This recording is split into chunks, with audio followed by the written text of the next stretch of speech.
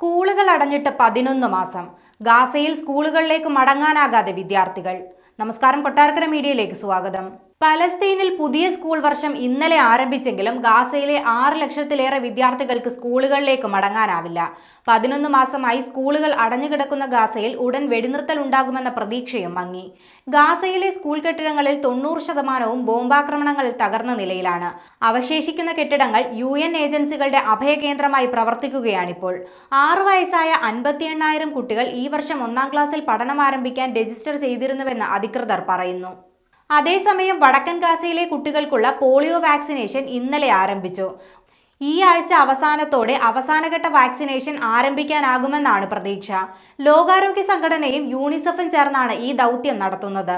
അതിനിടെ മധ്യ ഗാസയിൽ ഇന്നലെ ഇസ്രയേൽ ബോംബാക്രമണത്തിൽ കുട്ടികളടക്കം 20 പലസ്തീൻകാർ കൊല്ലപ്പെട്ടു.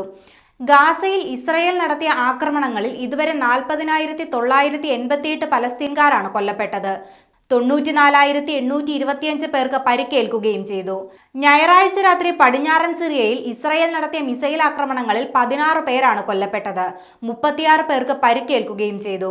ഹമാ പ്രവിശ്യയിലെ മിലിറ്ററി ഗവേഷണ കേന്ദ്രം ലക്ഷ്യമിട്ടായിരുന്നു ആക്രമണം നടത്തിയതെന്നാണ് റിപ്പോർട്ട്.